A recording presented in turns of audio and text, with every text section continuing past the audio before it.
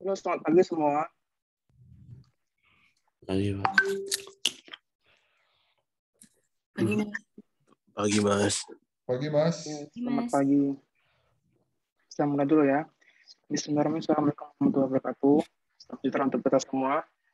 Sebelum kita mulai perkuliahan hari ini, alangkah lebih baik kita berdoa dulu sesuai dengan agama dan keyakinan kita agar yang ilmu kita pelajari bermanfaat untuk banyak orang. Berdoa, saya persilakan.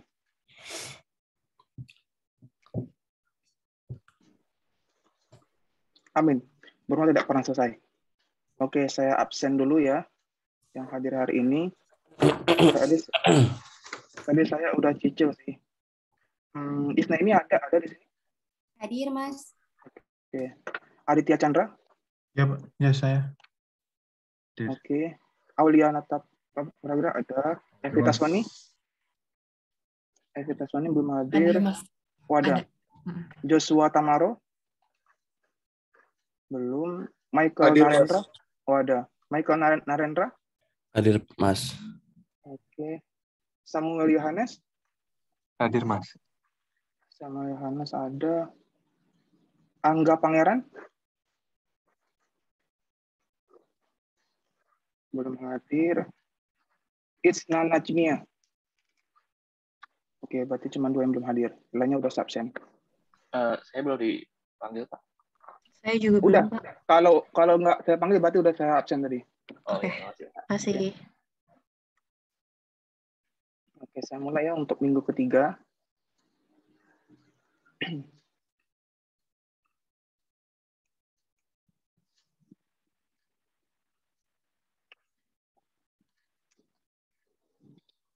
Minggu ketiga kita membahas tentang predictive analytics, data mining, proses, methods, dan juga algorithm. Jadi untuk minggu ketiga ini kita hanya membahas tentang cluster. Jadi nanti untuk minggu keempat, minggu depan kita akan belajar tentang klasifikasi gitu. Nah, jadi kita akan belajar dulu tentang cluster. Nah, di sini ada learning objective. Yang pertama, diharapkan nanti Anda bisa mendefine data mining sebagai teknologi untuk business analytics gitu. Jadi intinya di data mining ini adalah bagaimana ketika Anda memproses sebuah data, Anda cari informasi apa yang ada di sana gitu. Tujuannya hanya ada 3, bikin regresi, klasifikasi, ataupun cluster. Nah, jadi kalau untuk di time series itu turun dari regresi gitu. Nah, saya pikir Anda sudah banyak belajar tentang regresi. Terus poin 4.2 di sini adalah bagaimana ketika Anda bisa memahami objektif dan manfaat dari data mining untuk memaksimalkan benefit dan meminimumkan risiko Anda gitu. Nah, jadi ini adalah learning objektif yang kedua. Yang ketiga, harapannya adalah semakin familiar ketika Anda menganalisis tentang data mining, termasuk bagaimana teorinya, bagaimana penerapannya gitu. Nah, jadi diharapkan nanti Anda juga familiar dengan apa saja penerapannya. Poin keempat di sini bisa menstandardize data mining proses. Jadi prosesnya seperti apa?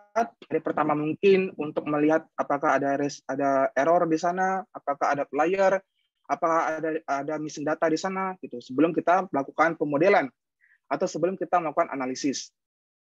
Nah, yang kelima, kita akan mengetahui bagaimana karakteristiknya di dalam beberapa teknik pemodelan, entah itu regresi, entah itu cluster, entah itu klasifikasi. Karena setiap metode data mining mempunyai karakteristik tersendiri yang berbeda dan juga ada ukuran-ukuran akurasi yang dia berbeda satu sama lain. Misalnya nanti ketika kita buat regresi, tentu Anda sudah tahu tentang R-square. Nah, kalau di klasifikasi atau di cluster, agak keliru ketika kita gunakan R-square untuk akurasi dalam pemodelan.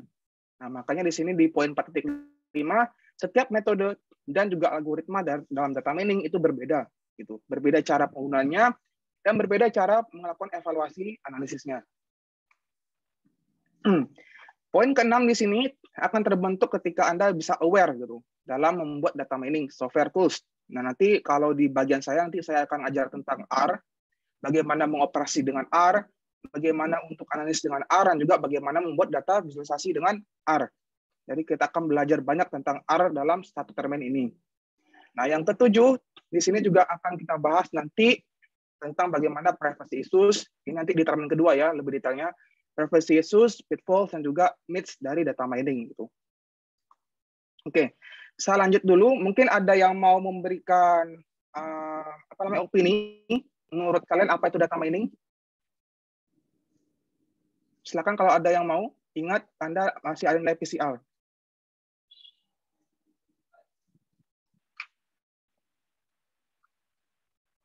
Ada yang mau memberikan definisi apa itu data mining? Mau jawab Mas, boleh? Silakan. Oke.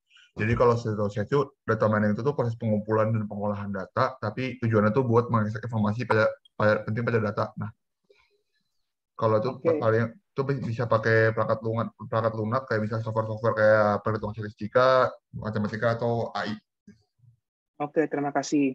Yang lain dulu? Saya Mas mau coba. Silakan Mbak Vita. Data mining yang saya tahu itu mengekstraksi data dalam jumlah besar untuk menemukan sebuah pola tertentu seperti itu. Oke, terima kasih. Oke, terima kasih jawabannya. Jadi sebenarnya kalau data mining itu apa? Di dalam komoditas data science ada dua turunan. Ada data mining, ada juga text mining. Nah, bedanya di data mining itu kita punya data berstruktur. Nah, dia data berstruktur itu kita labelkan sebagai data mining. Dan sementara kalau data dia semi-struktur atau tidak berstruktur, karena kan dia dalam bentuk teks ya, nah itu ke dalam text mining. Nah, jadi dalam penggunaan data science itu ada dua turunan, data mining sama text mining. Nanti kita minggu kelima kita akan belajar di text mining. Nah, tentu intinya adalah di dalam data mining itu bagaimana ketika kita bisa memaksimalkan informasi apa yang ada di perusahaan. Either itu dalam kualitatif juga maupun kuantitatif gitu. Jadi dua-duanya bisa kita pakai. Nah, jadi apa saja yang poin-poin penting yang bisa Anda recognize di sana? Yang pertama adalah bisa untuk intense competition dalam global scale. Nah, makanya itu juga sangat penting. Yang kedua, di sini Anda bisa recognize dari value dari data source-nya. Nah, jadi di sini saya sudah jelaskan di minggu kemarin tentang Gigo ya. Ada garbage in juga garbage out. Nah, jadi saya harap Anda sudah aware dengan bagaimana memanajemen data Anda agar datanya bervalue dengan baik gitu. Karena agar tidak terjadi datanya yang kita ingin olah itu kan data ya, yang kita ingin cari solusinya dari masalah itu kan datanya. Nah, jadi kalau data kita keliru ya berarti sana tidak ada value-nya di data itu. Nah, jadi itu sangat penting juga dalam sources dari dalam datanya. Yang ketiga di sini tentu bagaimana ketika Anda bisa memaintain quality-nya yang tadi. Bagaimana quality datanya untuk customer, untuk vendors, transaction, dan juga seterusnya. Nanti kita berbicara tentang quality dari data. Yang keempat di sini untuk konsolidasi dan juga integrasi dari data repository ke dalam data warehouse. Nah, nanti ini di termin kedua seharusnya kita belajar tentang SQL. Nah, nanti Anda di termin kedua nanti akan belajar tentang data warehouse dan juga SQL. Nah, yang poin kelima di sini untuk melihat bagaimana exponential increase gitu di dalam data proses dan juga storage capabilities-nya. Dan bagaimana untuk mendecrease di cost-nya itu tersendiri. Jadi ini salah satu benefit ya untuk di data mining. Yang ke-6 di sini untuk movement, untuk conversion dari informasi sources sebagai untuk non-physical form. Nah, jadi data itu kan dia tidak berbentuk tidak mempunyai form dengan fisik seperti apa. Nah, tapi kita bisa mengkonversinya untuk mendapatkan informasi yang ada di sana gitu. Nah, itu adalah poin-poin penting di dalam data mining. Nah, di sini juga ada definisi dari data mining menurut di buku, menurut Fayette pada tahun 96, yaitu non-trivial process untuk identifying valid, mencari novel, mencari apa saja potensial yang berguna di sana, gitu, agar bisa kita pahami informasi pattern data yang ada di dalam database. Nah, jadi intinya data mining itu adalah kita bisa memaksimalkan informasi yang ada di database kita atau di warehouse kita gitu dengan beberapa tekniknya. Anda bisa gunakan regresi, Anda bisa gunakan cluster atau klasifikasi gitu. Nah, jadi disitulah tujuan kita. Kita ingin melakukan identifikasi masalah, kita ingin mencari novelnya apa, dan kita mencari apa aja potensial yang berguna di sana untuk memaksimalkan benefit kita dan untuk meminimumkan risiko kita gitu. Nah, jadi ini adalah tujuan di dalam data mining. Nah, tentu di sini ada keyword-keyword yang paling sering digunakan, yaitu bagaimana proses, non-trivial, valid, novel, potential useful, dan juga understandable gitu. Nah, yang terakhir ada namanya parsimony. Jadi kalau data mining itu juga harus parsimony. Parsimony itu apa? Parsimony adalah ketika hal-hal yang sangat rumit kita bisa mensederhanakan itu gitu. Nah, jadi di dalam pemodelan statistik, pemodelan data science ada salah satu teknik yang kita harus concernkan atau prinsipal atau filosofi. Itu namanya adalah parsimony. Jadi hal-hal yang bersifat sangat susah, dinamis, complicated, kita bisa membuat itu sebagai yang sederhana mungkin agar orang lain itu paham gitu. Nah, itu adalah parsimony. Jadi itu salah satu filosofi yang sangat penting dalam data mining. Kita harus mementingkan di parsimoni juga. Nggak hanya akurasi, nggak hanya presisi, tapi juga parsimoni. Nah, tentu di sini ada beberapa istilah yang digunakan di dalam data mining. Ada knowledge extraction, ada pattern analysis, ada knowledge discovery, information harvesting, pattern tracing, dan juga data dredging. Gitu. Jadi ini hanya beberapa istilah-istilah saja ya yang digunakan di dalam data mining. Nah, di sini untuk di dalam data mining ini sangat multidisiplin. Ketika Anda ingin menjadi seorang data scientist, tentu core-nya itu adalah statistik gitu. Karena di sini adalah beberapa pemodelan dan tools-tools yang Anda bisa gunakan.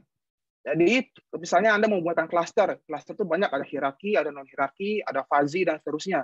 Nah, jadi bagaimana Anda bisa memahami itu? Ya, Anda harus belajar statistik, karena itu adalah tools-nya untuk kemudian data mining. Nah, dan tentu di sini ada namanya manajemen science dan juga information system. Nah, di sini lebih ke information management atau untuk dalam knowledge management kita. Nah, jadi selain kita modelkan di dalam beberapa metode statistik, kita kan ingin mendapatkan interpretasi ya. Kita kan ingin reasoningkan apa data kita. Nah, di sini perannya. Jadi peran dalam knowledge management di sini sangat penting sebagai interpretasi untuk what next-nya itu apa gitu di dalam output-nya. Nah, jadi ini sangat penting. Nah, di sini ada AI, ada machine learning, juga ada namanya information visualization. Ini juga tools-nya ya untuk menginterpretasi dalam data. Selain dalam visual, kita bikin grafik di dalam visualisasi, tentu kita ingin membuat modelnya seperti apa. Misalnya ketika nanti mau dibikin perspektifnya seperti apa gitu. Nah, jadi itu juga sangat penting. Jadi yang core yang paling penting ada yang pertama adalah bagaimana ketika kita bisa memahami masalah yang ada di dalam knowledge management, kita bikin pemodelan yang benar-benar dengan catatan Anda bisa memahami beberapa teknik statistik, nah, dan dibantu juga dengan visualisasi gitu. Selain membuat pemodelan, kita bisa membuat visualisasi dengan data dengan baik dan benar. Nah, jadi ini adalah core di dalam data mining. Nah, di sini ada karakteristik dan juga objektifnya apa saja. Nah, yang pertama untuk source data mining itu kadang tidak selalu konsolidasi dalam warehouse gitu, tidak selalu. Jadi kita bisa mendapatkan beberapa data-data yang ada, entah itu dalam pemerintah, misalnya data susunan sama Sakernas di BPS gitu. Nah, jadi banyak sekali data-data kementerian yang bisa kita gunakan. Jadi kalau Anda masih ingat di pertemuan kemarin tentang paradigma di era penelitian big data, kita kan harus memaksimalkan benefit ya. Jadi kita harus memaksimalkan informasi apa yang ada, dan kita bisa interpretasi dan maksimalkan dari itu gitu. Nah, makanya di sini tidak hanya konsolidasi dalam warehouse itu sendiri gitu. Nah, yang kedua di sini di dalam DIAM lingkungan itu tidak dalam client server juga web based juga. Jadi bisa kadang itu ada di dalam client server. Nah, maka ini akan belajar tentang SQL nanti di term kedua. Dan juga bagaimana ketika bisa mengambil data di dalam web based dalam information system. Nah, misalnya di dalam text mining, nanti kita bisa mengambil API-nya. Nah, nanti diajarkan di minggu kelima gitu untuk di dalam text mining. Ini di poin ketiga di sini untuk melihat bagaimana critical ingredient dalam data mining. Nah, termasuk ke dalam tadi yang saya sebutkan, misalnya kalau Anda gunakan untuk data mining juga text mining. Bagaimana ketika dia datanya berstruktur? Bagaimana ketika data dia tidak berstruktur? Nah, jadi itu juga salah satu penting bagaimana ketika Anda bisa menghandle data itu dengan baik dan benar gitu. Dan keempat di sini, bagaimana ketika minernya itu bisa sangat tepat sasaran gitu, sampai ke usernya nanti. Jadi prosesnya itu juga sangat penting di dalam pemodelan di dalam data mining. Terus juga di sini bisa streaking dengan request dan predictive thinking. Nah, jadi selain dalam bagaimana ketika Anda bisa memahami masalah apa yang ada di sana, kita bisa memilih kira-kira jalan apa yang baik gitu. Nah, itu juga sangat Anda butuhkan ya dalam creative thinking atau dalam problem solving-nya gitu. Nah, terus juga di sini ada beberapa tools yang bisa kita gunakan, entah itu dalam web based, di dalam R-Shiny nanti, atau nanti kita bikin parallel processing-nya, entah itu bikin di R, Python, SPSS misalnya, atau Orange, banyak sekali beberapa tools dalam data mining yang bisa kita gunakan gitu untuk pemodelan. Nah, terus bagaimana ketika data mining itu bisa bekerja? Yang pertama adalah maupun data mining ataupun machine learning, dia akan belajar berdasarkan pattern dalam data. Nah, jadi dalam data itu kan berpattern. Makanya sebelum membuat pemodelan data, kita harus cek dulu apakah dia ada outlier apa tidak, apakah dia ada missing data apa tidak gitu di sana. Nah, makanya di sini kita lihat bagaimana pattern dalam data kita itu sendiri. Apakah ada data numerik? Kalau Anda masih ingat tentang skalanya, ada nominal, ordinal, interval rasio gitu.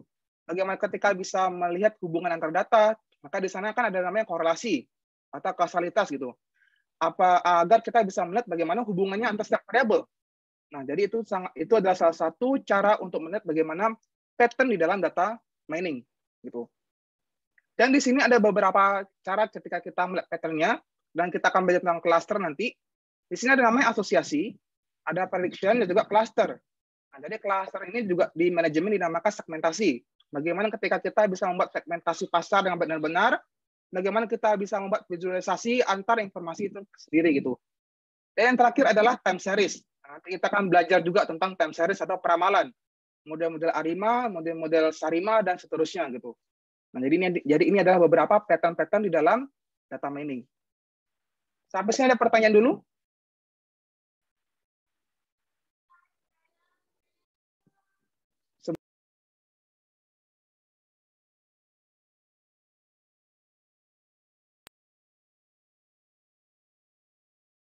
Nggak ada pertanyaan? Gue saya lanjutkan ya.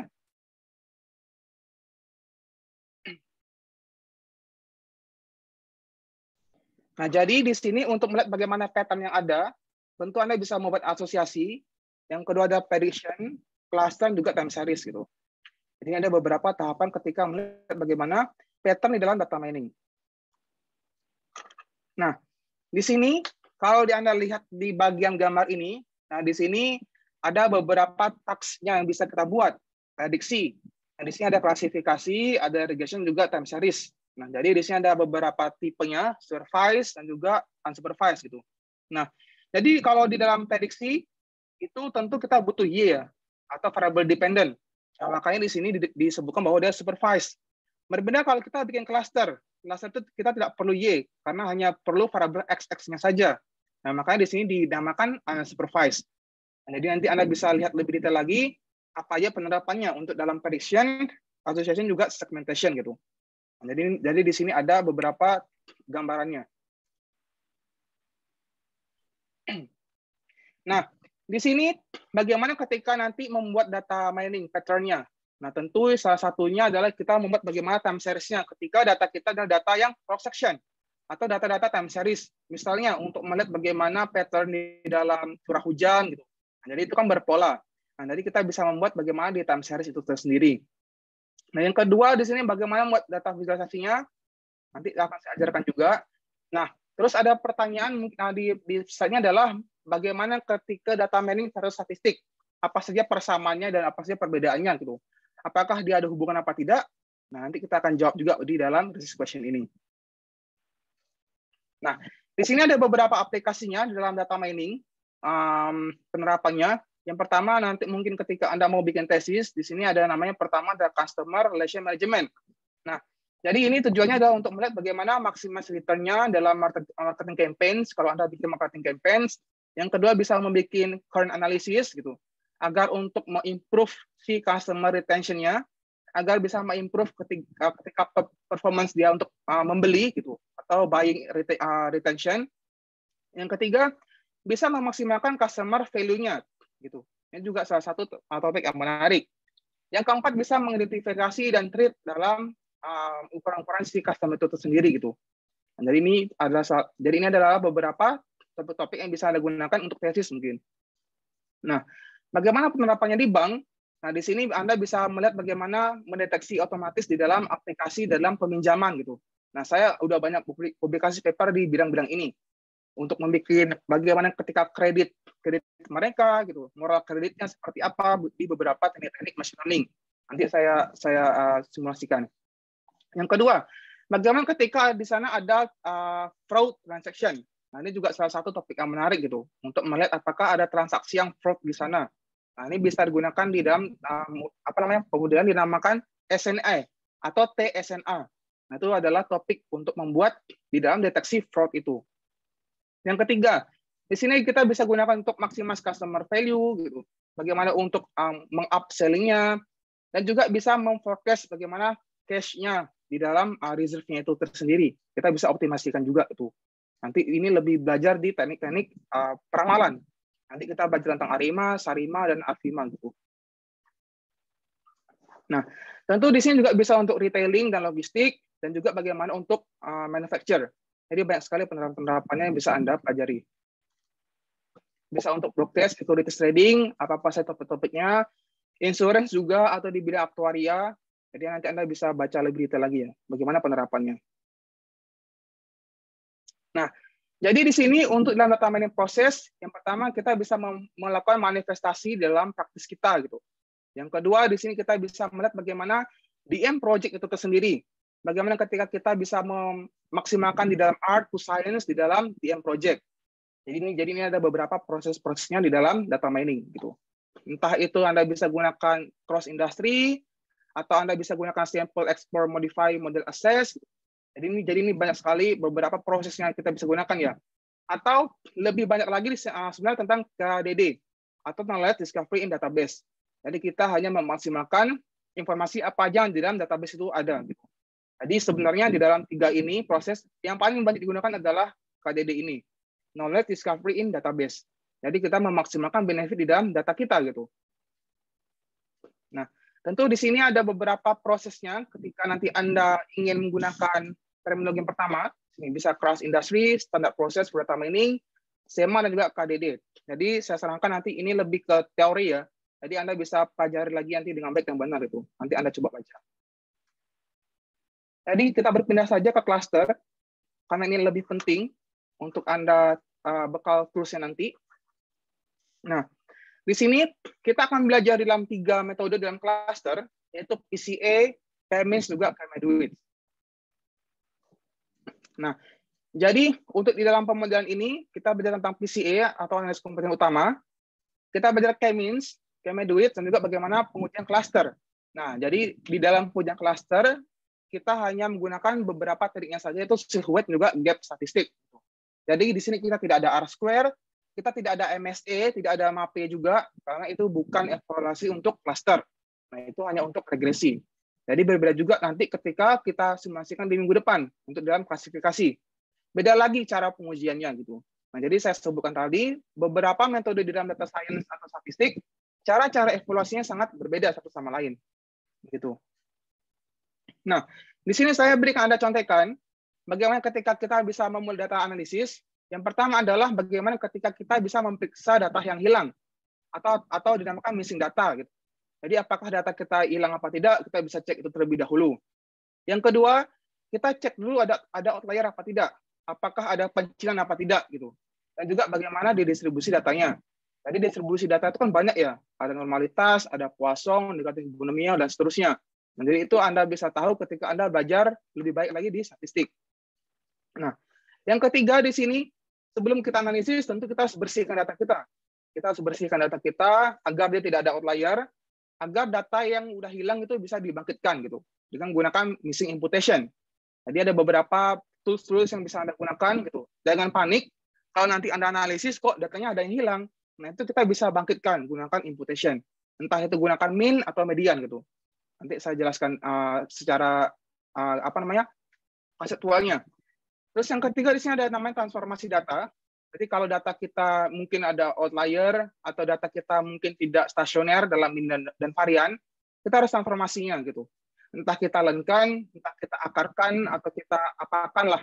Jadi ada beberapa teknik di dalam data science untuk dilakukan transformasi data. Terus kita masuk ke pre-analisis. Nah, di sini analisis tahap pertama, makanya saya sebutkan adalah pre-analisis. Jadi kita bisa tahu apakah sudah baik apa belum gitu. Terus masuk ke validasi proses. Nah, di sini kita validasi. Apakah yang sudah kita kerjakan di sini sudah benar apa tidak? Makanya saya mention ini adalah validasi.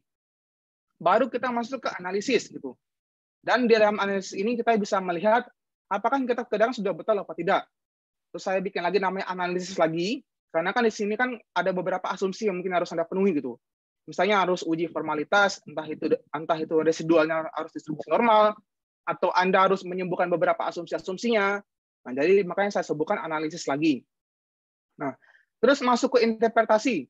Bagaimana ketika Anda bisa reasoningkan atau Anda bisa jelaskan maksud dari data itu atau maksud dari output itu. Nah, jadi di sini ada tahapan interpretasi. Terus masuk ke tahap validasi interpretasi. Jadi kita validasi lagi apa yang kita interpretasikan, apakah sudah benar apa belum gitu. Nah, kalau sudah, berarti kita sudah dapat model yang sudah baik atau model yang sudah tepat. Nah, makanya kita dapat menarik kesimpulan. Kira-kira apa yang kita bisa lakukan di dalam data itu. Tuh. Maka di sini kita bisa membuat kesimpulan. Terus di sini kita bisa tanyakan lagi kepada diri kita, apakah sudah yakin? Apakah beneran yakin? Nah, kalau sudah yakin berarti sudah selesai. Jadi ini adalah tahapan di dalam memulai data analisis. Menurut saya. Sampai sini ada pertanyaan dulu?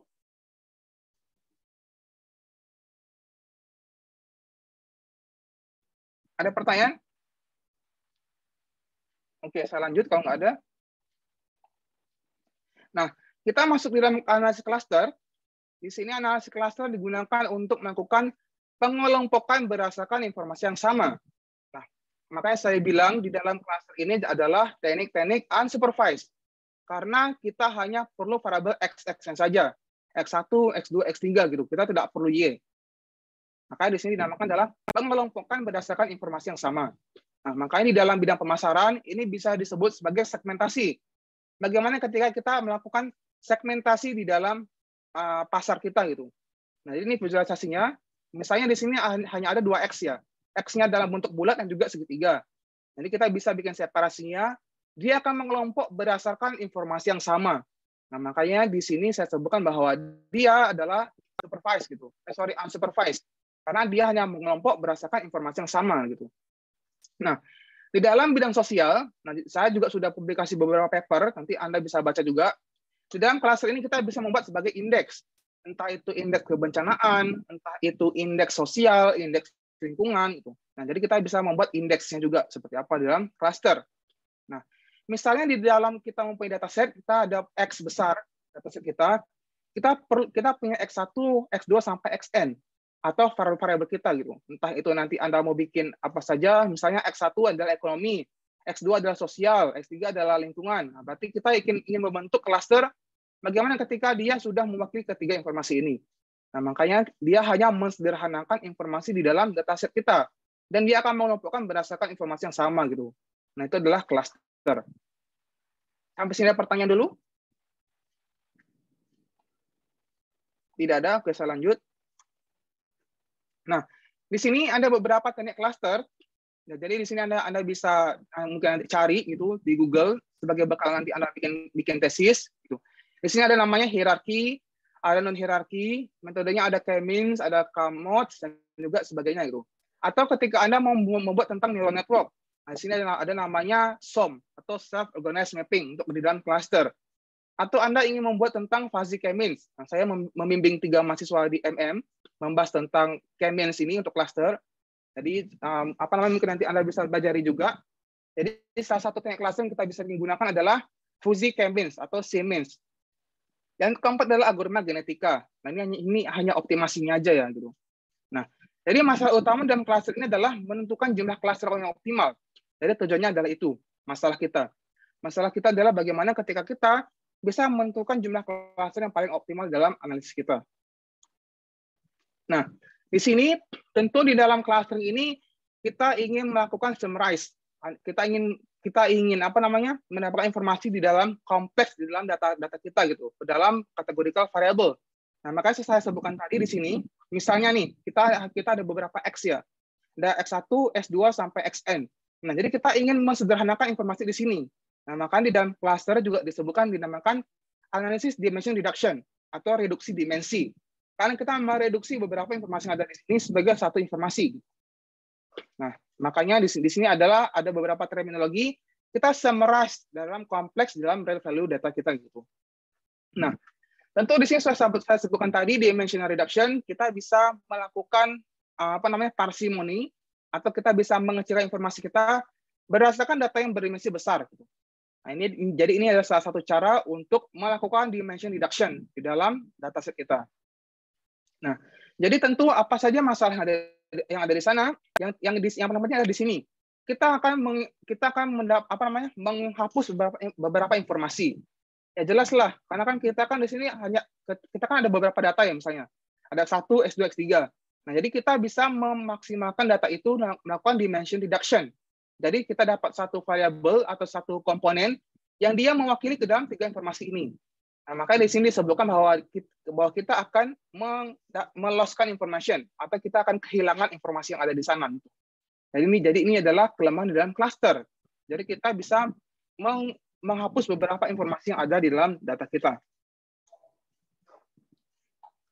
Nah, tentu di sini di dalam teknik-teknik cluster, di sini ada namanya curse of dimensionality atau beberapa kutukan atau terminologi yang mungkin dia akan banyak rugi di kita gitu. Karena kan yang saya sebutkan tadi, salah satu kekurangan di cluster adalah kita bisa mengecilkan informasi kita atau kita bisa menghapus informasi kita. Nah, makanya di sini di dalam cluster ini kita bisa extendkan nanti di dalam klasifikasi. Nanti saya akan jelaskan di minggu depan. Bagaimana ketika kita mempunyai banyak feature atau banyak variabel, misalnya kita ada 100 variabel, kita ada 50 variabel. Nah, nggak semua variabel itu bisa kita gunakan untuk di dalam analisis. Nah, makanya tadi saya sebutkan ada namanya parsimoni kan ya. Jadi kita bisa memaksimalkan apa aja yang paling penting di sana gitu. Jadi tidak semua data itu penting kita gunakan.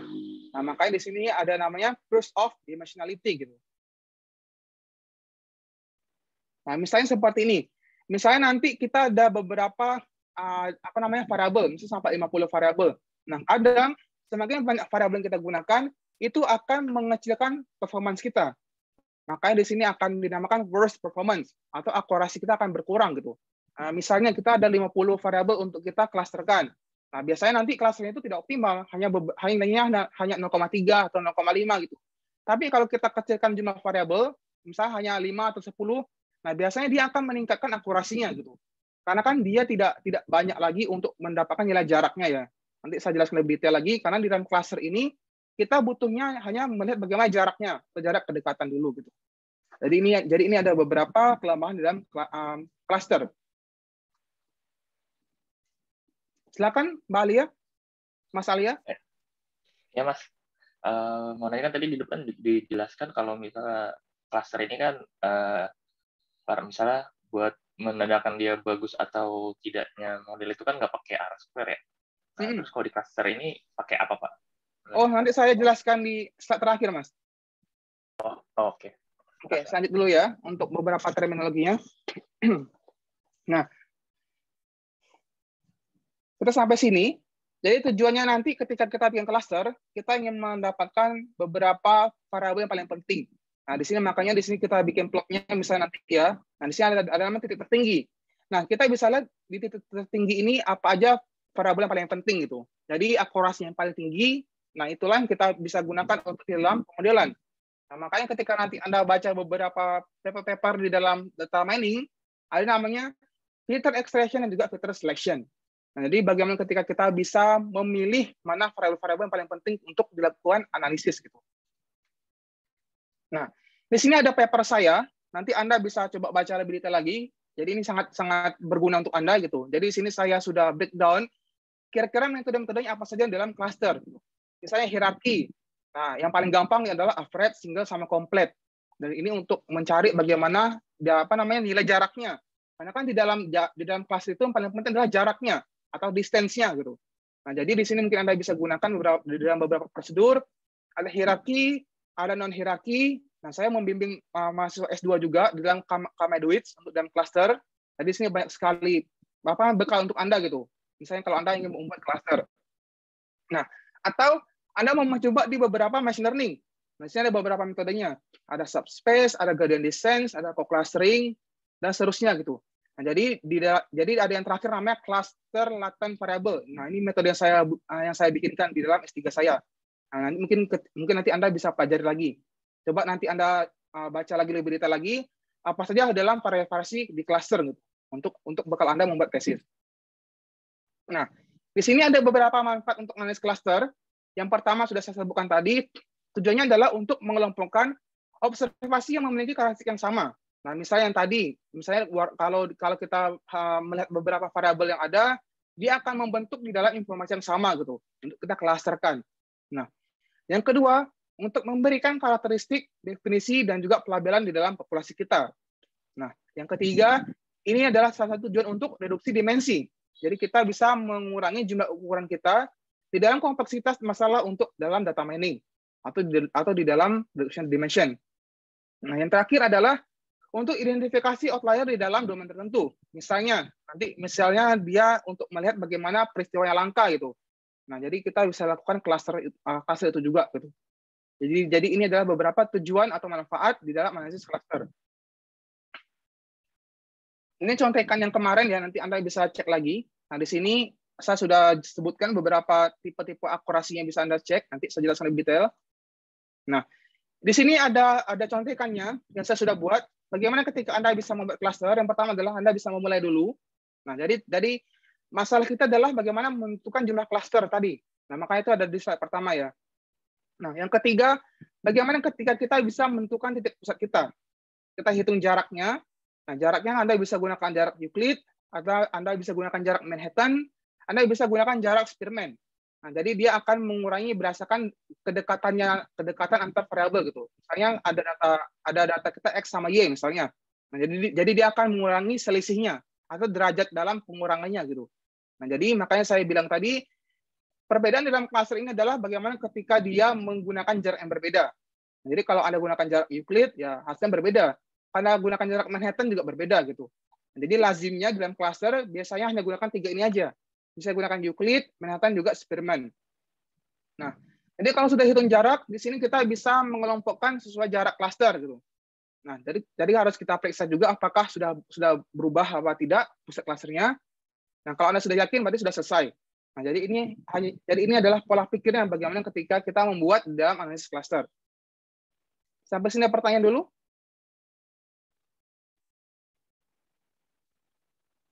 Tidak ada, oke saya lanjut. Oh, silakan. Kalau ngitung jarak ini nanti dia ada Y-nya gitu ya tadi. Ini bebas Mas. Entah Anda menggunakan AB, Anda gunakan CD, XY terserah, X1, X2 boleh gitu. Ini hanya simbolnya aja kok. Tapi dia harus ada dua variabel gitu. Kan kita ingin melihat bagaimana selisihnya ya. Oke? Ya, makasih.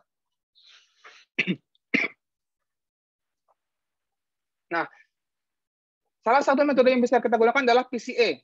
Nah, makanya di dalam PCA ini adalah beberapa metode yang paling gampang atau dinamakan analisis penting utama. Nah, jadi si PCA ini kalau Anda masih ingat di dalam beberapa metode ekonometrik, itu mungkin kalau S1 Anda ekonomi, Anda ambil ekonometrik, jadi adalah salah satu tools yang kita bisa gunakan untuk menyembuhkan multikolonaritas. Karena multikol itu kan hubungan terlalu erat ya antara variabel. Jadi kita bisa sembuhkan gunakan multikol di dalam PCA. Nah, makanya di sini disebutkan bahwa PCA ini tidak mengerti label, gitu, karena kita tidak ada Y. Nah, jadi kita bisa gunakan PCA untuk di dalam reduction dimension atau analisis reduksi dimensi, gitu. Nah, di sini ada dasar teori untuk PCA. Jadi dia prinsipnya sama seperti regresi ya di sini. Misalnya di sini ada A1 X1. Nah, di sini A ini adalah komponen utama kita, X1 ini ada variabel kita. Nah, jadi setiap komponen ini dia mengikuti berapa banyak variabel kita gitu. Nah, jadi makanya saya sebutkan tadi, misalnya di sini, misalnya nanti Anda punya berapa banyak X gitu. Nah, misalnya di sini Anda punya beberapa X, ada X1, X2 sampai Xn atau X100. Nah, jadi kita nanti PC kita itu ada beberapa PC. Entah itu PC 1 dia satu seperti ini, atau dia ada PC kedua. Nah, jadi setiap PC ini dia ada mewakili informasi yang ada di variabel kita gitu.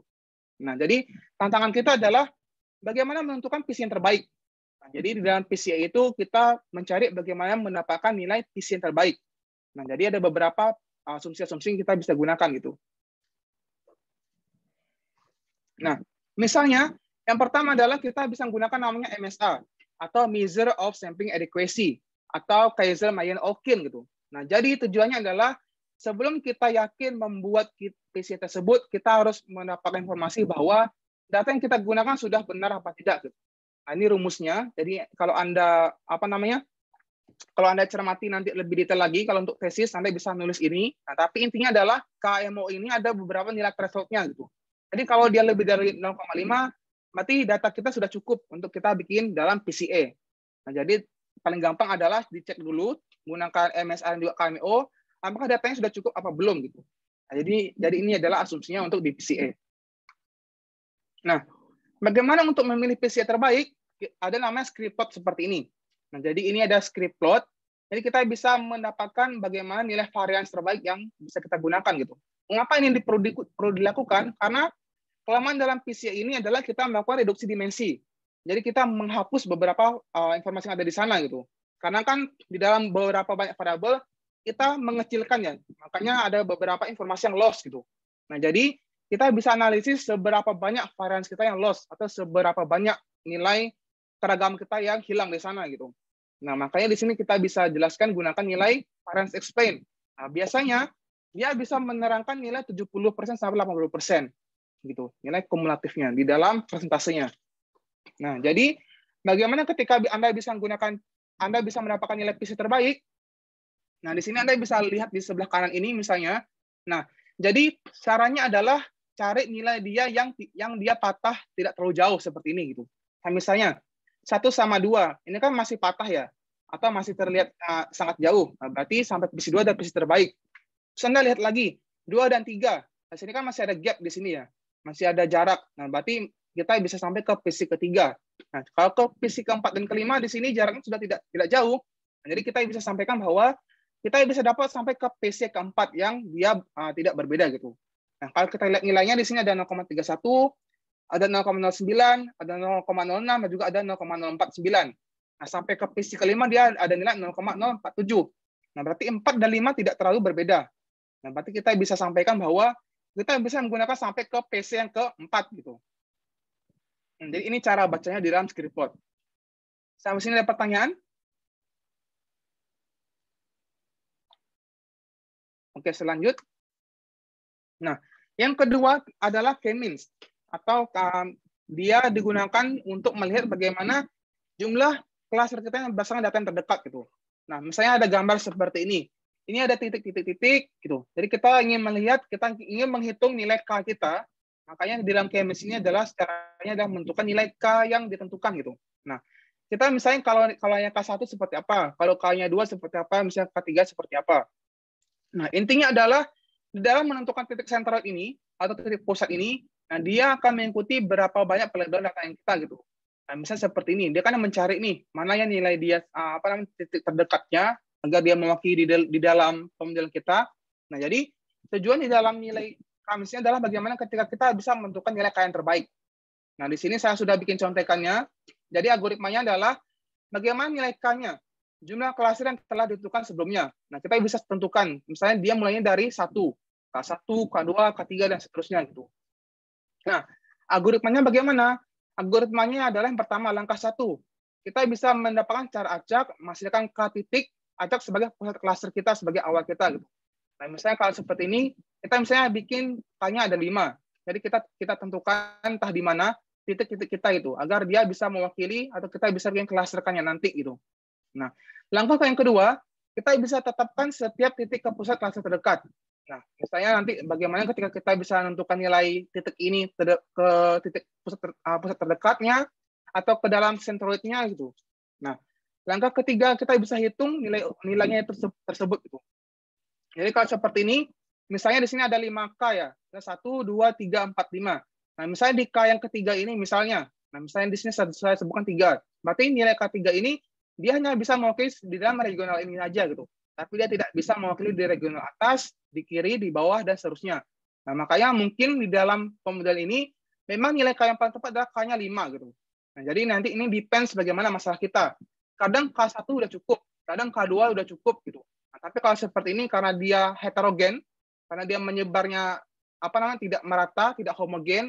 Nah, jadi ini tergantung berapa dimensinya nanti yang kita dapatkan gitu di dalam k-means itu tersendiri. Nah, contohnya seperti ini. Contohnya, di sini misalnya ada dua data kita, ada data A sama data B. Nah, di sini ada observasinya, ada mahasiswa A, B, C, D, E, F, dan G. Nah, misalnya, langkah yang pertama adalah misalnya kita bikin K-nya 2 gitu. Nah, kita separasi dulu. Di sini kan ada 2, 4, 6, 7. Nah, berarti kita bisa separasi yang data yang ketiga. Tuh, misalnya kita separasi A, B, C, D, E, F, dan G gitu. Nah, misalnya seperti ini. Inisialisasi secara acak, kita memilih 2 centroid berikut, kayak sama dengan 2, untuk 2 klaster. maka hal ini kita ada 2 sentroid. Jadi 1 M1 di sini karena dia ada 2 sentroid, kita bisa pisah tadi A, B, C, D, E, F, G. Nah, misalnya kita ada 2 sentroid 1157. Maka di sini saya sebutkan M1 adalah 11, M2 adalah 5 dan 7. Nah, makanya di sini kita bisa dapatkan bahwa grup satunya adalah 1, dan faktornya adalah 11, grup 2 adalah 1,5. Nanti Anda tambahkan, Anda rata-ratakan nilainya itu 1,5. Nah, min faktornya adalah 5 dan 7. Jadi ini adalah langkah yang pertama. Nah, sorry. Langkah yang kedua. Langkah yang kedua, karena kita sudah dapat di center ini adalah 1,5 dan 2,0, kita hitung jaraknya seperti ini. Nah, di sini kan hanya pertambahannya aja ya. Misalnya di grup pertama kan datanya ada 3. 1, 2, 3. Nah, di data kedua ada 4. 1, 2, 3, dan 4. Nggak tinggal gini aja.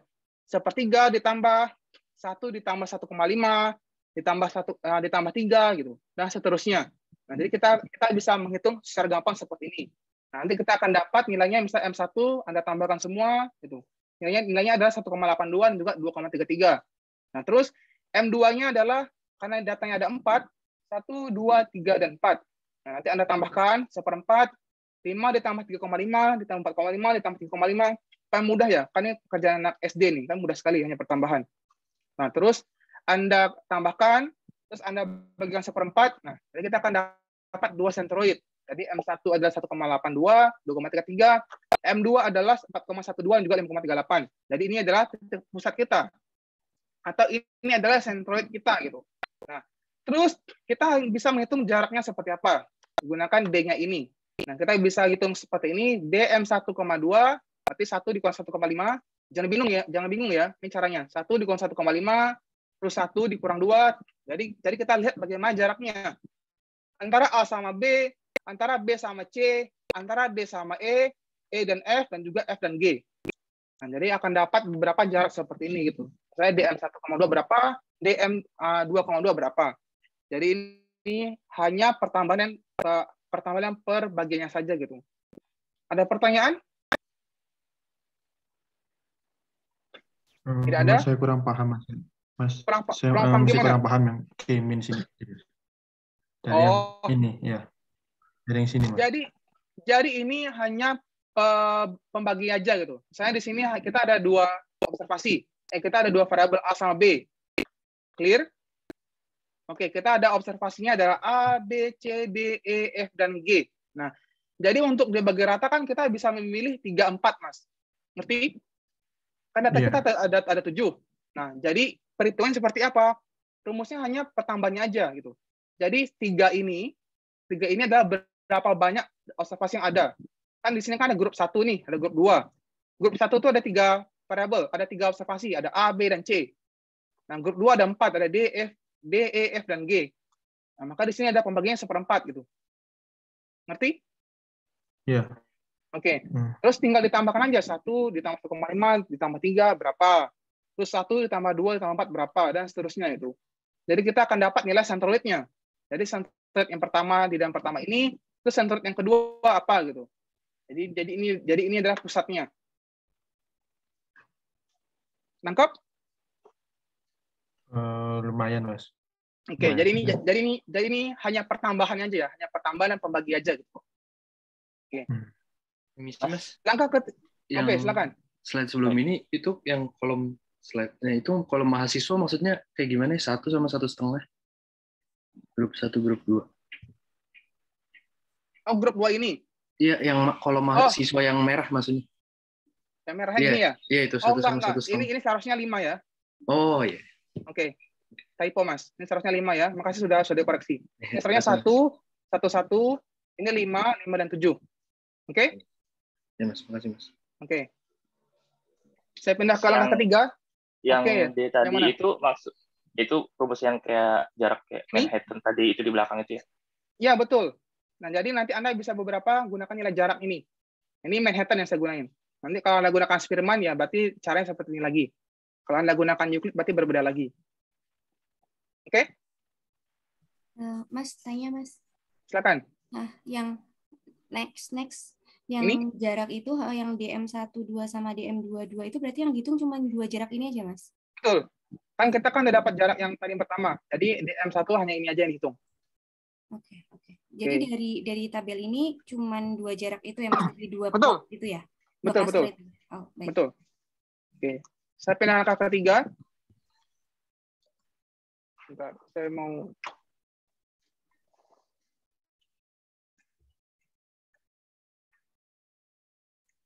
slide-nya mana? Oke, ini dulu aja deh. Slide dulu aja ya.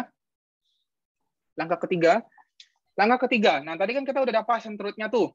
Nah, jadi kita bisa menggunakan sentrut ini untuk menghitung jarak Euclidnya di dalam setiap objek kita. Jadi nilai ini juga kita bisa hitung tadi dengan rumus yang tadi. Kalau Anda hitung sampai terakhir, jadi ini jawabannya. Nah, jadi kita bisa mendapatkan klasternya adalah 2 klaster. Klaster 1 dia klaster A dan B mahasiswanya.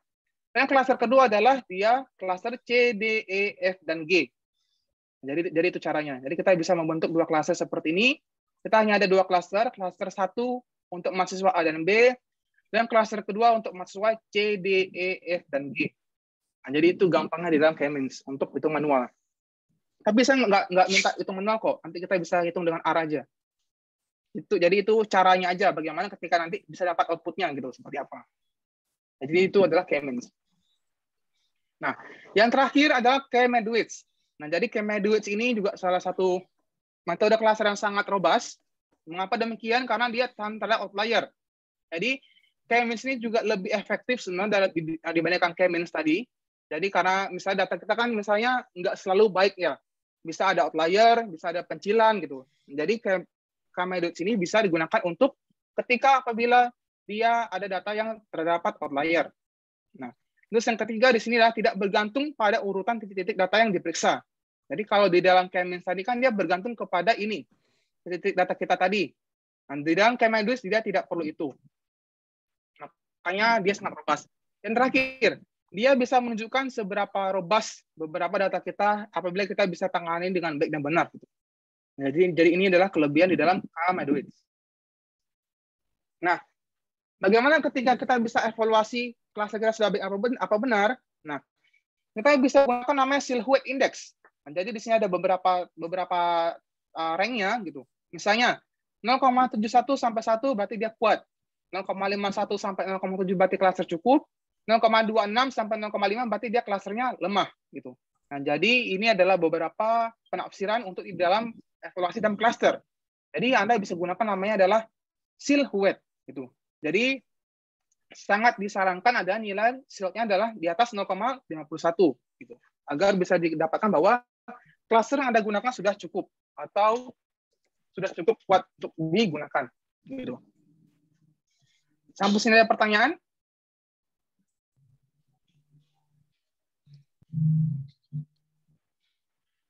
Tidak ada? Oke, kalau tidak ada, saya pindah di dalam praktikumnya dulu. Oh, silakan. Silakan. Ya, saya ada mau nanya Mas perihal yang tadi itu yang rumus. Rumus? Yang ini?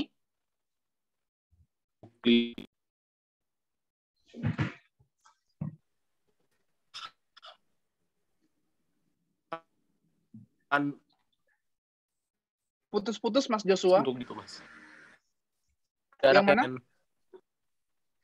Aduh. Sebentar, Mas. Ini? Ini?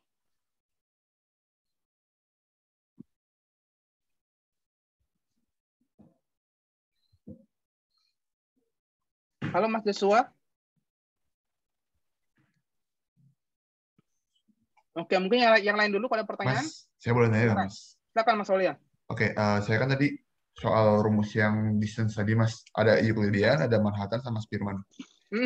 Nah, kira-kira itu, saya mau nanya 2 hal, Mas, mengenai 3 rumus ini. Yang pertama, kalau misalnya kita, kan tadi kan kalau contohnya kayak metode tadi kan kita pakai yang Manhattan ya, Mas? Manhattan, iya nah, betul. Kalau misalnya pertama nih Mas, kalau misalnya kita pakai Euclidean atau Spearman, apakah hasilnya akan sama? Terus yang kedua,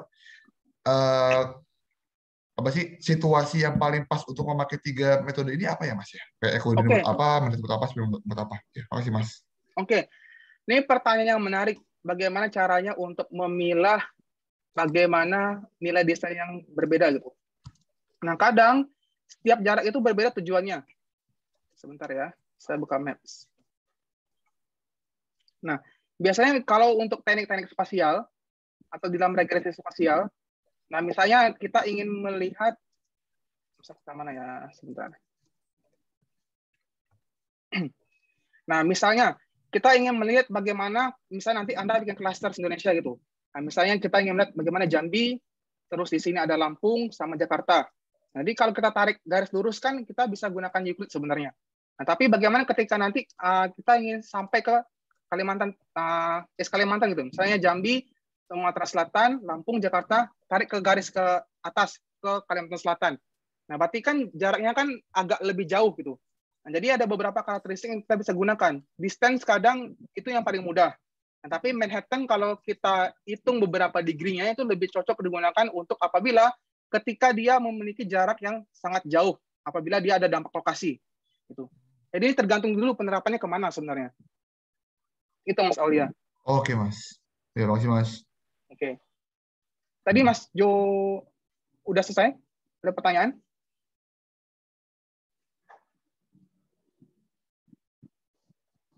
Oke, kalau tidak ada, selanjut di sini aja ya.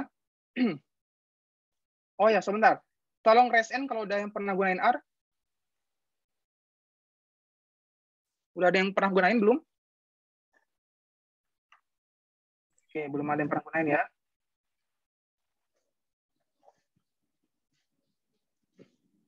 Berarti saya harus jelasin sedikit dulu di R. Sebentar, saya cari PPT-nya dulu. Mas mau sambil nanya boleh ya? Silakan. Tadi sebenarnya kan ada yang PCA sama K-means ya. Jadi yang kalau PCA itu kan tadi kita menentukan klasternya di saat yang data yang tereduksinya itu paling sedikit, itu benar nggak? Kita bisa dari script code-nya, ya kurang lebih seperti itu. Nah kalau K-means kok tadi tiba-tiba kita di awal langsung random milih sentroidnya 2 gitu ya, langsung mengelompokkan 2. Ya benar. Kalau K-means kita harus mulai dulu dari 1. Kan dia kan nilai kan dari algoritmanya tadi saya sebut dia kan harus nilai dari 0 dulu. 0 seperti apa, 1 gimana, 2 gimana, 3 gimana. Oh dari algoritma bukan dari grafis ya Mas ya? Bukan dari algoritmanya. Kita bisa mulai dari 0 dulu. Oke, saya mulai dulu ya untuk di R. Sebentar. Oke, Mas Joshua ada teknis, nggak masalah. Nah, jadi kita akan belajar menggunakan R di sini. Nah, nanti di sini R ini ada tampilan seperti ini ya. Ada sebelah kiri, ada sebelah kanan ini, atas ini, ada sebelah bawah kanan, ada sebelah kiri. Nah, kiri bawah. Nah, nanti kalau tampilan seperti ini, di tampilan yang saya ada kursor ini, dia akan menggunakan untuk menulis codingnya seperti apa. Nanti coding-coding kita bisa tulis di sini. Nah, di sebelah kanan atas ini untuk melihat bagaimana data yang variabel kita gunakan. Nah, jadi ada di bagian sebelah ini. Nah, sebelah kanan bawah ini untuk melihat bagaimana ada gambar. Nanti ada plot, kalau ada data visualisasi, bagaimana ketika kita bisa membuat package-nya seperti apa. Karena dia akan terbuka ketika dia ada package-nya. Nah, misal seperti ini.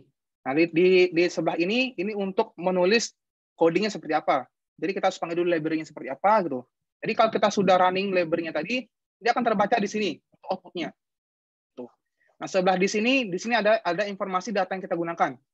Misalnya kalau sudah input data, nanti akan ada di sini. Dan ini ada gambarnya nanti. Misalnya kalau ada plot-plot, nah dia akan ada di sini. Gitu. Jadi kalau Anda klik di sini ada history. Nah, history berarti ini adalah rangkuman apa aja yang sudah Anda running kan. Nanti bisa digunakan history di sini. Gitu. Nah, jadi saya ulangi lagi, kalau di R, dia akan running apabila kita sudah menginstal dalam package-nya.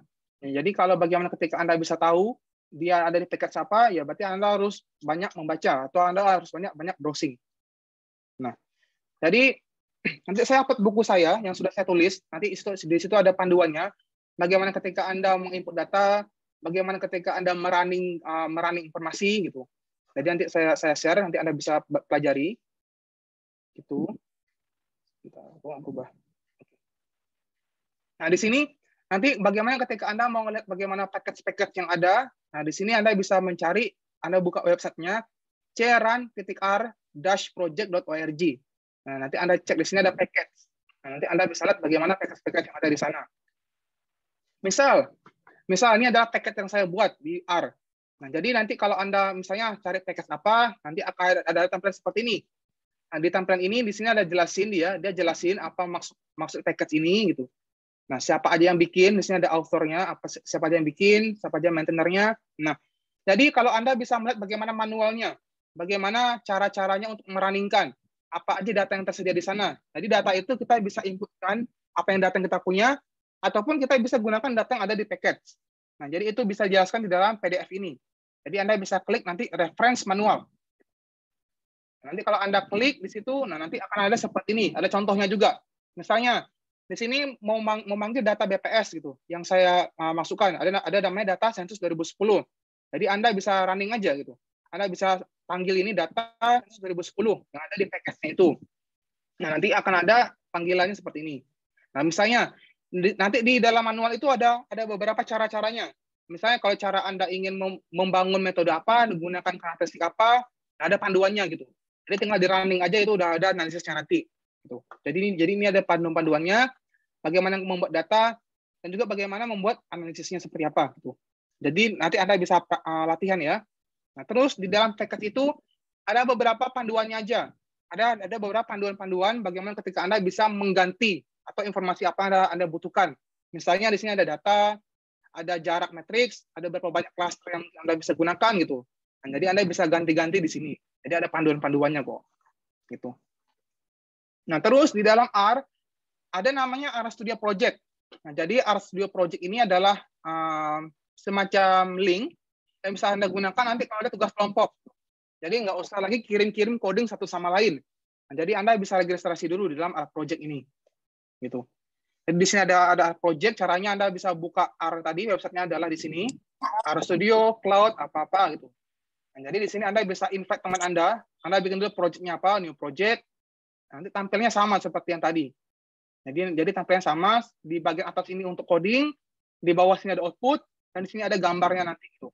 Nah, nanti Anda bisa share nanti ke teman-teman Anda. Nanti diklik di sini, diklik ada tanda titik ini, titik. Nah, nanti Anda klik ini, Anda bisa share project ke teman-teman Anda gitu. Nah, sampai sini ada pertanyaan dulu untuk R.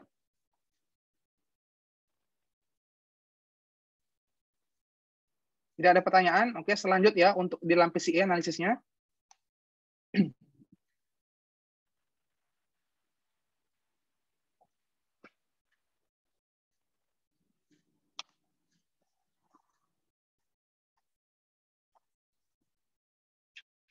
Oke, ini bisa salah satu yang paling mudah bagaimana ketika bisa memahami PCA dengan cara sederhana gitu. Nah, jadi ketika saya ngajar di mata kuliah lain untuk di dalam cluster ya saya sarankan mereka menggunakan dataset iris ini. Nah, jadi iris ini adalah bunga. Saya cari dulu iris, dataset iris. Dataset iris. Nah, jadi datasetnya dia adalah iris namanya. Paling mudah untuk mengenal apa itu cluster. Kita bisa belajar dari iris dulu. Nah, jadi seorang ekologi, nah dia ke hutan gitu. Nah, dia ingin melihat bagaimana perbedaan antara tiga tipe bunga. Ini namanya bunga iris, ada namanya spesies setosa, ada namanya Setias versicolor, dan juga ada namanya spesies virginica.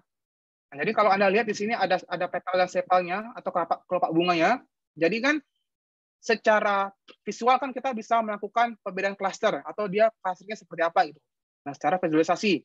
Nah, di sini kita ada dua data. Namanya data petal, ada juga data sepal gitu.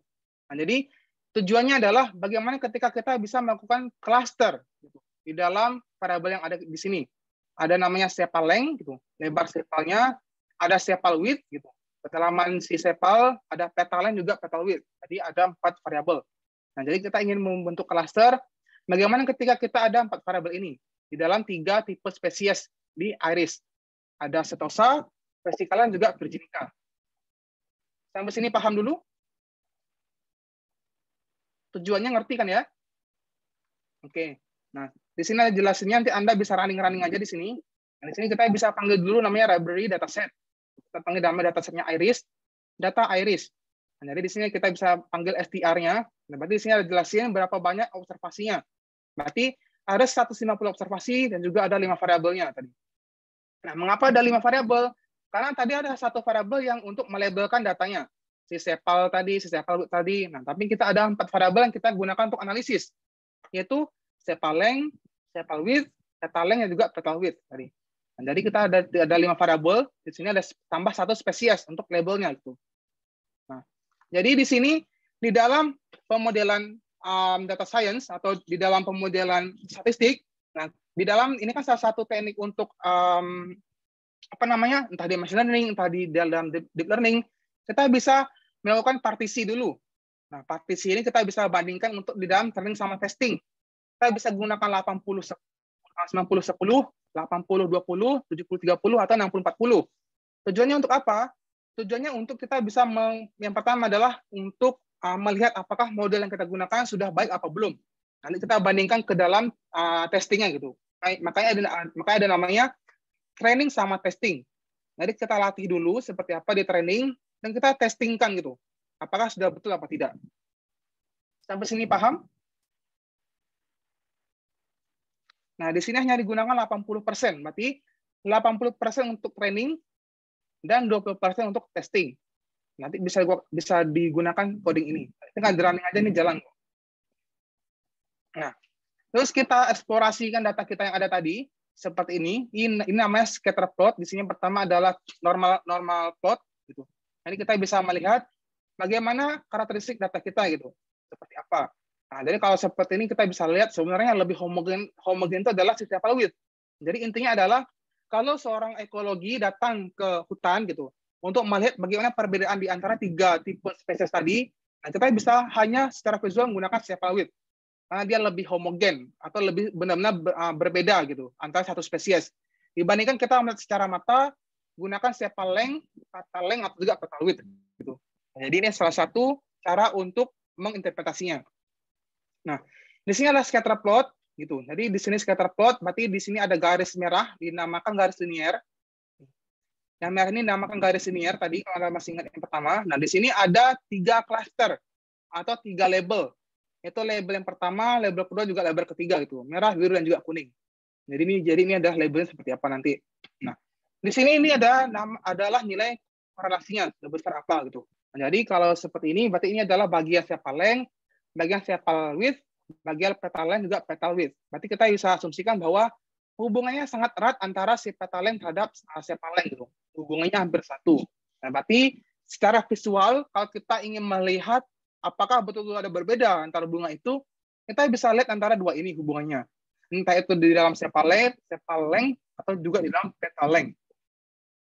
Nah, tapi di sini juga ada lebih besar lagi ya, si petal width tadi.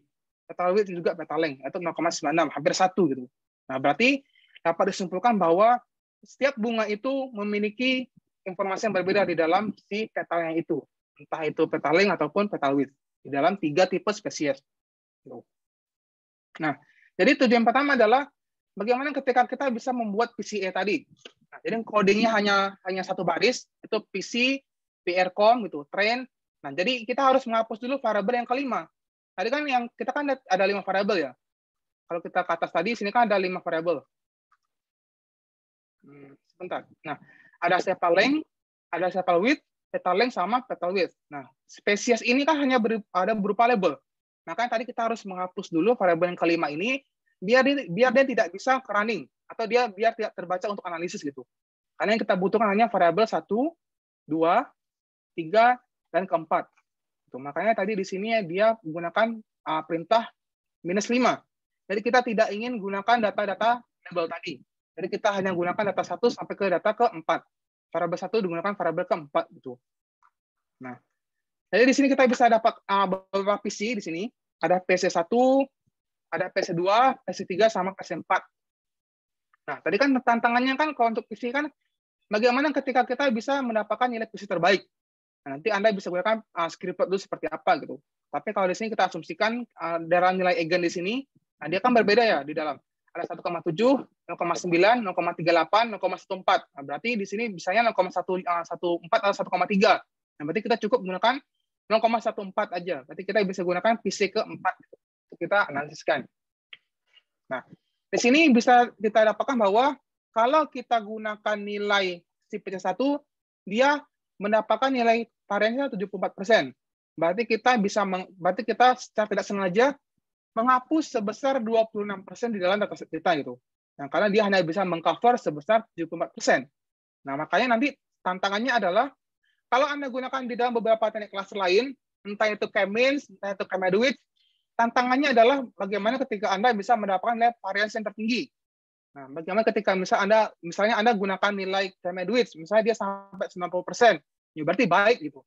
Nah, jadi tantangannya adalah di dalam membuat analisis komponen utama ini, bagaimana ketika kita bisa gunakan agar mendapatkan nilai variasi tertinggi. Jadi kalau di sini kita hanya gunakan nilai PC-nya adalah 74%. Sampai sini pertanyaan dulu. Mas mau tanya, yang untuk dataset itu harus input dulu ataukah memang sudah tersedia ya yang tadi? Nah, ini saya contohkan untuk ketika dia ada di package, Mas. Jadi ini contoh satu dulu untuk apabila dia ada di dalam package. Jadi data di dalam RC-nya ada di dalam library ini. Nanti ada lagi contoh untuk input datanya. Oke? Baik, Mas. Nah, tapi codingnya sama. Codingnya sama seperti ini, tapi Anda ganti aja kalau dia ada nama yang berbeda gitu. Paham? Iya, Mas. Oke. Nah, jadi salah satu tujuan di dalam PCA kan untuk membentuk biplot seperti ini. Nah, nanti Anda bisa running seperti ini, running aja dan diganti codingnya. Nah, tapi nanti Anda ganti di sini labelnya ya. Nanti tergantung labelnya apa. Nah, di sini kan labelnya spesies. Nah, nanti kita akan dapat seperti ini. Ini namanya adalah biplot. Jadi biplot ini adalah salah satu analisis yang kita bisa dapatkan di dalam PCA. Nah, jadi kalau Anda bisa lihat di sini ada namanya kuadran pertama. Ini kuadran pertama, kuadran kedua, kuadran ketiga, dan kuadran keempat. Nah, berarti kita bisa asumsikan bahwa di sini ada 3 variabel kan. Ada petal length, ada petal width, dan juga sepal length gitu. Dan sepal width berbeda sendiri. Nah, berarti kita bisa asumsikan bahwa pada tipe spesies tadi, entah itu Setosa, Brassica, sama Virginica, nah kita bisa lihat bahwa di sini yang paling berbeda adalah si sepal width. Jadi seorang ekologi kalau dia datang ke hutan untuk melihat mana yang paling berbeda secara mata, secara visual, berarti dia bisa justifikasi gunakan sepal width dibandingkan sepal length dan juga petal width dan juga petal length. Karena kenapa? Karena dia ada di informasi yang sama gitu. Jadi mungkin kalau kasat mata susah untuk membedakannya. Nah, jadi itu ada salah satu interpretasi untuk PCA. Jadi kita bisa melihat variabel mana saja yang dia homogen atau dia informasi yang sama, dan variabel mana saja yang dia berbeda signifikan antara satu sama lainnya. Gitu. Nah, di plot ini juga Anda bisa lihat, di sini ada Setosa, ada Brassica, dan juga Virginica. Nah, berarti kita bisa asumsikan juga yang kedua bahwa di dalam 3 spesies tadi, si Brassica sama Virginica itu memiliki kedekatan yang sama dibandingkan Setosa. Nah, jadi kita bisa simpulkan bahwa si Setosa ini sangat berbeda signifikan dibandingkan Brassica dan juga Virginica. Nah, itu cara interpretasinya. Jadi selain kita bisa interpretasi hubungan kedekatan antara variabel, dan kita bisa interpretasi bagaimana karakteristik di dalam data yang tadi, kedekatan antar spesiesnya. Nah, jadi itu adalah tujuan di dalam PCA. Kita ingin membentuk klaster yang berdasarkan kedekatan yang sama. Nah, ketika nanti Anda gunakan jarak yang lain, tentu dia akan berbeda gitu. Kalau Anda gunakan Manhattan, dia akan berbeda. Kalau Anda gunakan nanti jarak Euclid, ini Euclid juga berbeda gitu. Kalau Anda gunakan Spearman juga berbeda. Jadi itu adalah tujuan di dalam PCA.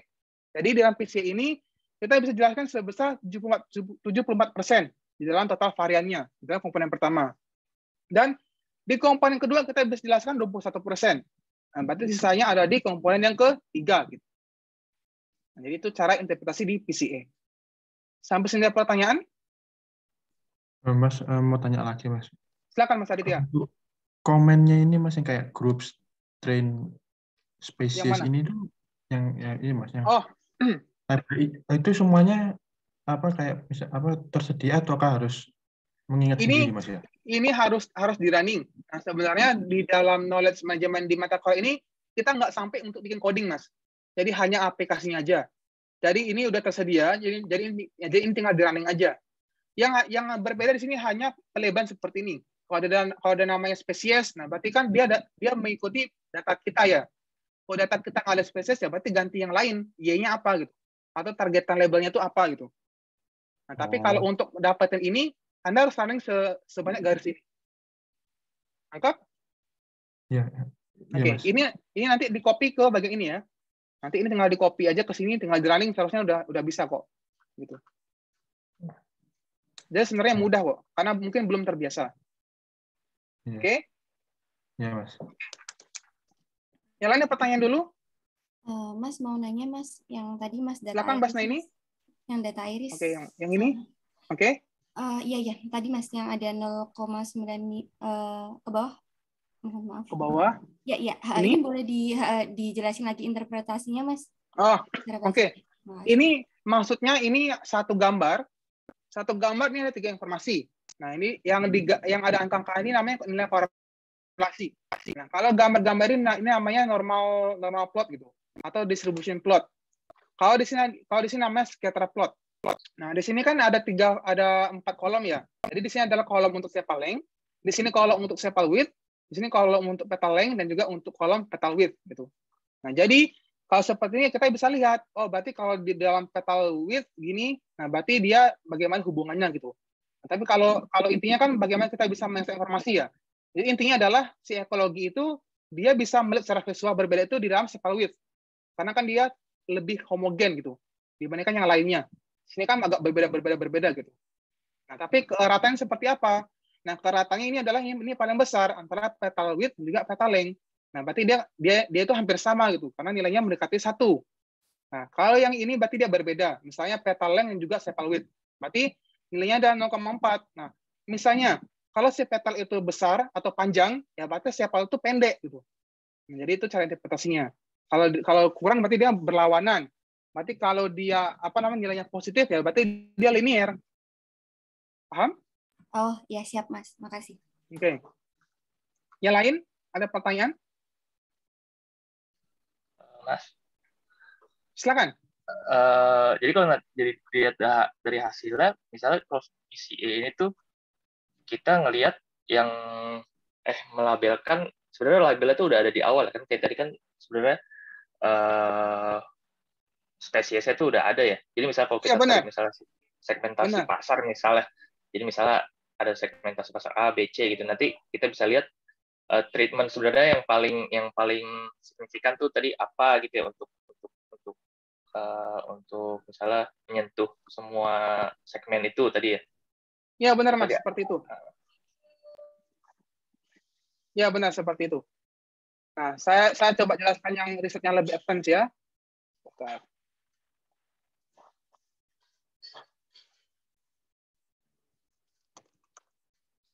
SME. Ini risetnya lebih lanjutan lagi.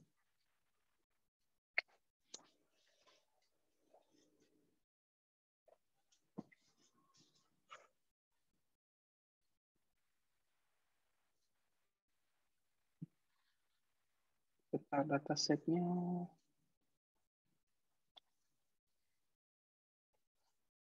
Data science. Area.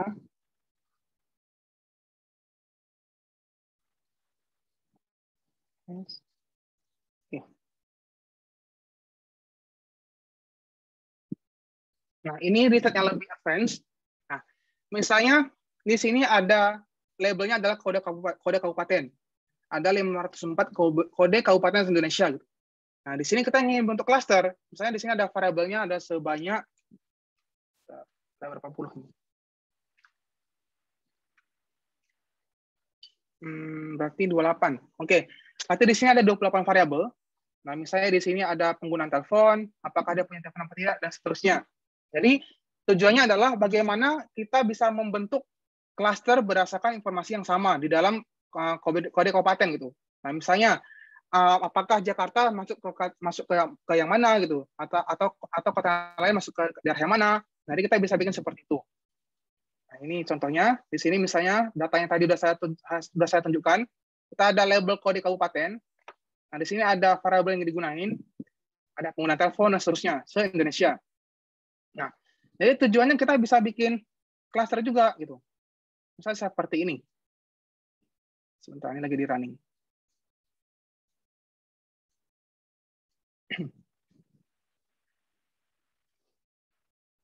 Sebentar sampai itu di running. Nah, misalnya kita bisa bikin cluster seperti ini nanti, dibikin petanya, gitu. Misalnya seperti ini, anggaplah data tadi ya. Oh, berarti kita bisa bikin label bagaimana ketika dia rentannya itu sangat rendah atau rentannya sangat tinggi di dalam beberapa lokasi tadi. Nah, misalnya kita bisa bikin dua komponen tadi, PC1 dan PC2. Misalnya PC1 adalah dia yang rendah. Berarti daerah-daerah mana yang dia termasuk ke kategori yang rendah gitu. Atau daerah-daerah mana dia masuk ke kategori yang tinggi. Berdasarkan variabel yang kita bangun tadi gitu. Misalnya hanya gunakan variabel ini, menggunakan telepon, apakah ada punya telepon atau tidak, seterusnya. Nah, kita bisa bikin indeksnya misalnya di sini saya bikin indeks untuk ICT atau Information Communication dan juga teknologi.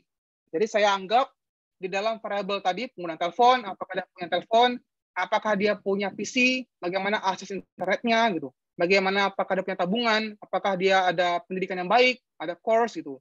Bagaimana digital literasinya gitu. Bagaimana teknologi literasinya gitu. Bagaimana dia mengkonsumsi internet. Nah, ini kan informasi variabel. Nah, tapi kan observasi saya kan di sini kan jaraknya adalah lokasi gitu. Nah, jadi tujuannya adalah membentuk lokasi yang dia akan mengelompokkan berdasarkan yang sama gitu. Nah, jadi itu ada tujuan untuk cluster salah satunya. Paham? Nah, misalnya seperti ini. Nah, berarti saya bisa bikin Indonesia bagaimana ketika dia ada dua cluster. Cluster rentan sama dia tidak rentan. Oh, berarti dia kalau tidak rentan berarti di daerah di sini, misalnya di Malinau atau misalnya di Jakarta. Oh, berarti daerah lain adalah daerah-daerah yang rentan gitu. Jadi itu adalah tujuan di dalam cluster. Nah, bagaimana dia bisa mengelompok? Dia bisa mengelompokkan apabila dia ada informasi yang sama. Gitu. Berarti diasumsikan bahwa di gambar-gambar warna ini berarti dia informasi yang sama. Gitu. Makanya dia ada di dalam satu cluster. Berarti kalau di warna orange ini berarti dia satu cluster juga. Gitu. Karena dia ada di informasi yang sama. Paham cara konseptual di cluster?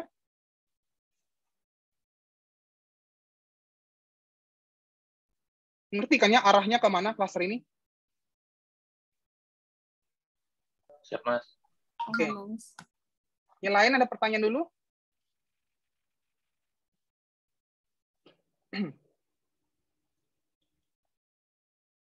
Tidak ada? Mas bertanya Mas, yang untuk data tadi yang kayak apa itu? Yang mana? Iris apa yang punya saya? Ya, punya Mas tadi yang. Oh, oke, yang ini. Ya, ini datanya dapat dari mana Mas? Kayak self. Oh, ini data penelitian saya. Ini data dari BPS. Ini juga data tesis mahasiswa saya. Oh, baik Mas. Oke. Yang lain? Nanti saya kirim papernya kok, nanti bisa dibaca kalau mau Mas Adit. Itu banyak dikembangkan. Itu satu data itu bisa buat saya bisa 3 mahasiswa saya gitu digunain.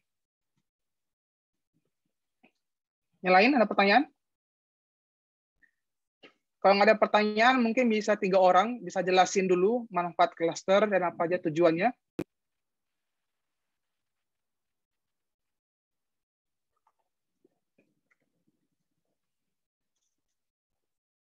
Mau saya tunjuk apa yang lain bisa jelasin? Kecuali Mbak Vita ya, Mbak Vita PCR-nya sudah terpenuhi. Yang lain nih, yang PCR masih kosong. Boleh, Mas. Silakan, Mas Alia. Iya, jadi kan setelah tadi dijelaskan cluster ya, jadi kan salah satunya itu kan tujuannya itu buat mengelompokkan. Jadi misalnya kalau dari secara statistik itu menjelaskan dari range-nya ya, kedekatan jarak antara titik-titiknya itu. Nah, itu jadi nanti manfaatnya adalah kita bisa mengelompokkan sebuah data.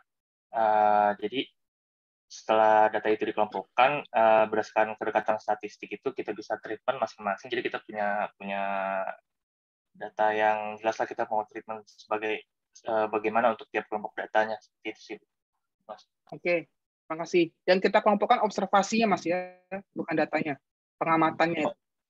Oh iya, observasi. Oke, makasih Mas Alia. Yang lain 2 lagi Silakan Mas Renaldo. Ya, Mas, saya mau coba jawab. Mungkin clustering, yang pertama kita tentukan dulu berapa yang cocok clusternya ya. Pakai yang tadi kayak yang bentuk siku itu, yang diagram batang itu. Iya, script plot-nya. Ya, terus habis itu menentukan, misalnya kita udah dapat 5 cluster, kita menentukan clusternya itu masuk mana itu dengan yang mencari yang titik pusatnya dari 5 itu yang paling. Betul. Itu yang paling. Oke. Oke, clear. Terima kasih Mas Renaldo. Ya. Oke, terakhir Mas Joshua, silakan. Baik Mas, dari yang saya tangkap kegunaan dari clustering itu dia meminimalisir adanya data yang menjadi outliers, Mas. Data yang ya, salah satu tujuannya. Oke, betul. Itu yang saya dapat dari benefitnya dari clustering ini. Oke, terima kasih. Oke, berarti poin-poinnya sudah tersampaikan dengan baik dan benar. Oke. Ada pertanyaan?